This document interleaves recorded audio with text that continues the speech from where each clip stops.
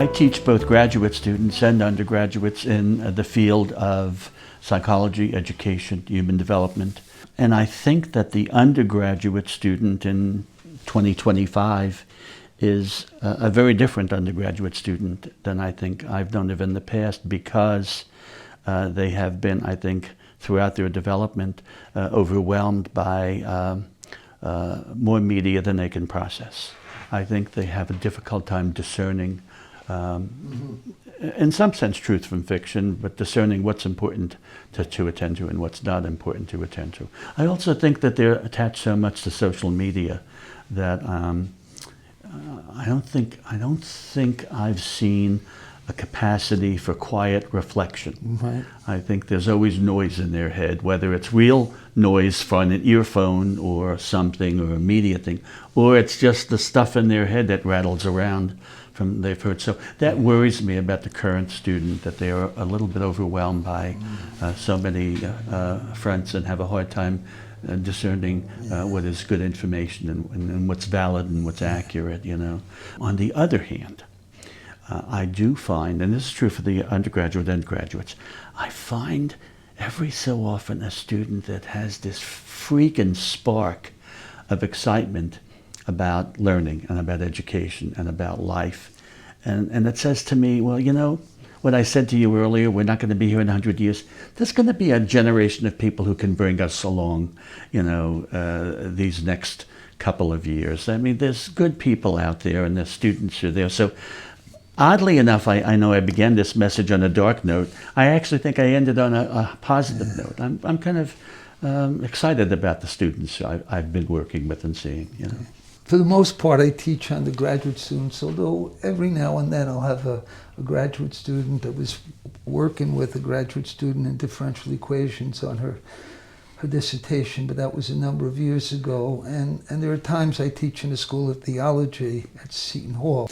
I might have a different answer for this in a year, but right now, as I end up West Point is a unique situation. It's a formational school. It's very much like a seminary, because the ultimate goal is not necessarily to get a diploma, although you've got to get one, but it's to become commissioned, almost like ordained. You're empowered. And the parallels between the seminary and the academy are amazing.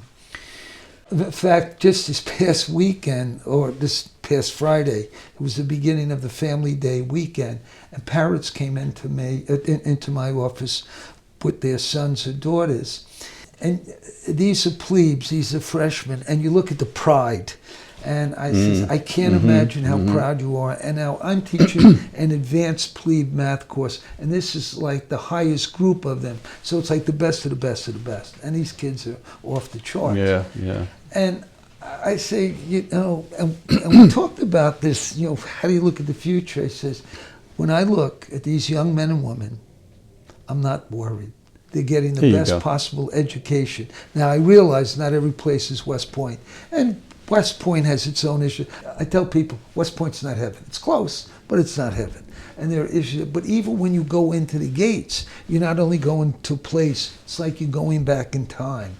And you have Lee and Grant and Bradley, Eisenhower, and MacArthur, and you see the statues almost like statues of saints in a monastery or in a retreat.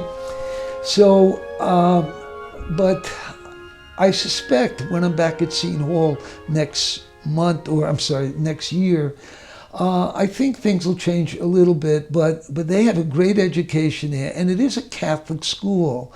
And I'm hoping, and my experience has been, that the presence of the priests and the Blessed Sacrament has really had its benefits.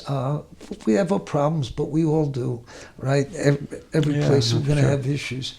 But what my brother said at the very end with the technology and the media, that scares me. I mean, I'm driving my car, and people, sometimes adults, mostly high school kids and maybe college kids, are walking. They got, I don't know what we call those white things, earbuds or something. Earbuds, I think they're called earbuds, right? Yeah.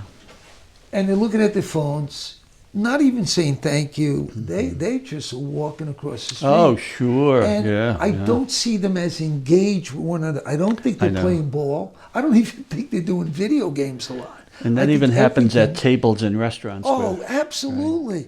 You're seeing the mother and the father Yeah. and the kids. I'm saying, what is going on here? Or groups are walking and they're all on their phones. So Gabe shared a statement Yeah. with me once, and you'll Yeah. correct me if I'm misattributing it.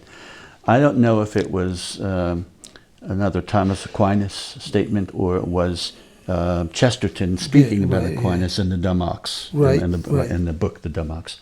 But he applied this concept to sexuality or sex. right, that's But right. I apply it to technology. The statement is, the minute sex ceases to be your servant, it becomes your tyrant. I say that about technology. So do I, yeah. The minute technology ceases to be your servant, it becomes your tyrant. Yeah. And that's where we are. Yeah. Technology has become our tyrant. I don't know, and I don't have the skill set to sometimes disentangle what is true and what is not, what is AI and what is not. I'll look at a video, and for the life of me, I can't tell, cannot right, you imagine can't. that this subject would say this thing, and yet I see it on video. And it's leading me to do something that once we do this, will never be the same, which is to no longer trust your senses. That's right. To no longer Right. trust your eyes or your ears. And when you are in that situation, we are doomed. And so I think there is a logarithmic escalation of the damage of technology. And we are spinning into a world where the technology is no longer serving it well.